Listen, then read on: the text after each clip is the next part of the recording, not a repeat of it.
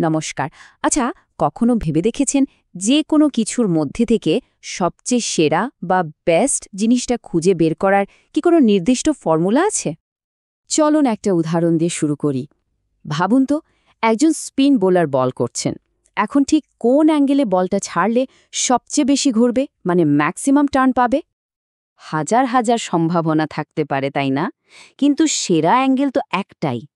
এখন বোলার তো আর সব অ্যাঙ্গেলে বল ছুঁড়ে দেখতে পারেন না। তাহলে কিভাবে তিনি ওই একটা পারফেক্ট অ্যাঙ্গেল খুঁজে বের করবেন? এই যে সেরা জিনিসটা খোঁজার পদ্ধতি, ইঞ্জিনিয়ারিংয়ের ভাষায় একেই বলে অপটিমাইজেশন। বেশ, চলুন ব্যাপারটা আরও সহজ করে বুঝি।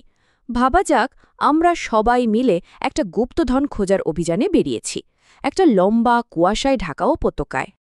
এই যে উপত্যকার উঁচু নিচু গঠনটা, এটাই হলো আমাদের অবজেক্টিভ ফাংশন। আর গুপ্তধনটা কোথায় আছে জানেন? উপত্যকার সবচেয়ে নিচু পয়েন্টে। আমাদের লক্ষ্য হলো ঠিক ওই জায়গাটা খুঁজে বের করা। আর এখানেই আমরা প্রথম ক্লুটা পাচ্ছি। গুপ্তধনটা ঠিক সেখানেই থাকবে যেখানে জমিনটা একদম সমান, মানে ফ্ল্যাট। ম্যাথমেটিক্যালি বলতে গেলে যেখানে স্লোপ বা ডেরিভেটিভ শূন্য। এটাই আমাদের গুপ্তধন খোঁজার মূল সূত্র, যাকে বলে অপটিম্যালিটি ক্রাইটেরিয়া। তাহলে বুঝতেই পারছেন এই জিরো স্লোপ খুঁজে বের করাটা কেন এত জরুরি। কিন্তু একটা সমস্যা আছে। পুরো উপত্যকাটা তো ঘন কুয়াশায় ঢাকা, আমরা একবারে সবটা দেখতে পাচ্ছি না। তাই এদিক ওদিক উদ্দেশ্যহীনভাবে না ঘুরে আমাদের কিছু স্মার্ট স্ট্র্যাটেজি বা অ্যালগোরিদম লাগবে। তো আমাদের প্রথম স্ট্র্যাটেজিটা কি? এর নাম ব্র্যাকেটিং মেথড। আইডিয়াটা খুব সহজ কিন্তু দারুণ কাজের। আমরা পুরো উপত্যকায় না খুঁজে গুপ্তধনটাকে একটা ছোট গণ্ডির মধ্যে আটকে ফেলার চেষ্টা করব। এর সবচেয়ে বেসিক উপায় হল এক্সস্টিভ সার্চ। ব্যাপারটা অনেকটা এরকম যে আপনি কুয়াশার মধ্যে খুব সাবধানে এক পা করে ফেলে পুরো উপত্যকাটা হেঁটে দেখছেন। হ্যাঁ, গুপ্তধন তো খুঁজে পাওয়াই যাবেই। কিন্তু ভাবুন তো কত সময় লাগবে। তাহলে প্রশ্নটা হলো, এর চেয়ে ফাস্ট কিছু করা যায় না? অবশ্যই যায়।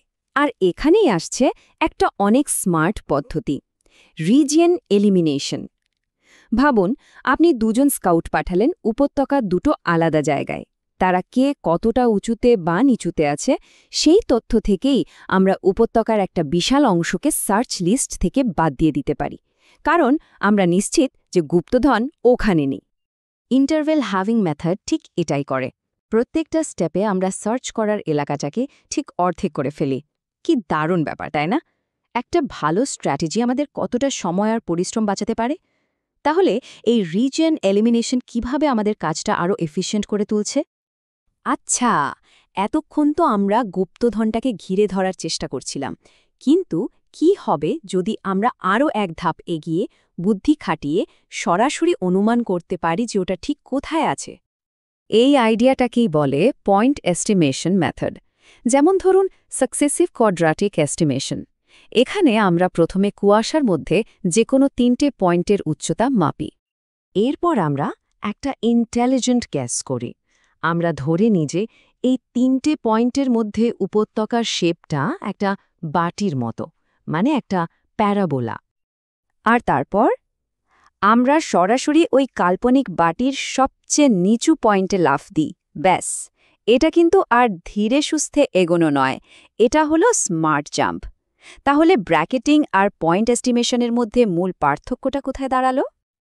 তো আমাদের গুপ্তধন খোঁজার টুলকিটে এখন বেশ কয়েকটা দারুণ স্ট্র্যাটেজি জমা হয়ে গেছে। চলুন একবার চট করে দেখে নিই। দেখুন, আমাদের হাতে মূলত দু রকমের টুলস আছে। একদিকে হলো ব্র্যাকেটিং মেথডস, যা অনেকটা জাল ফেলার মতো করে সেরা সমাধানটাকে একটা ছোট জায়গার মধ্যে আটকে ফেলে। এটা খুব নির্ভরযোগ্য, মানে সেফ গেম। আর অন্যদিকে আছে পয়েন্ট এস্টিমেশন মেথডস, যা স্মার্ট অনুমানের ওপর ভর করে অনেক দ্রুত টার্গেটে পৌঁছে যেতে পারে। পুরো ব্যাপারটা সহজে মনে রাখার জন্য এই লাইনটা মাথায় গেঁথে নিন। ব্র্যাকেটিং ঘিরে ধরে, পয়েন্ট এস্টিমেশন অন্দাজে চলে। একটা ঘিরে ফেলে আর অন্যটা অনুমানে চলে। সিম্পল। কিন্তু এই যে এতক্ষণ ধরে গুপ্তধন খোঁজার গল্প শুনলাম, এসব শিখে আসলে লাভটা কি? লাভটা অমচম। কারণ এটা শুধু একটা গল্প নয়, এটাই হলো আজকের দিনের টেকনোলজির পেছনের আসল ইঞ্জিন।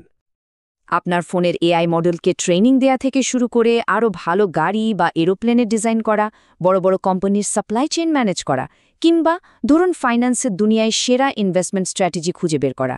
সবকিছুর পেছনে রয়েছে এই অপটিমাইজেশন।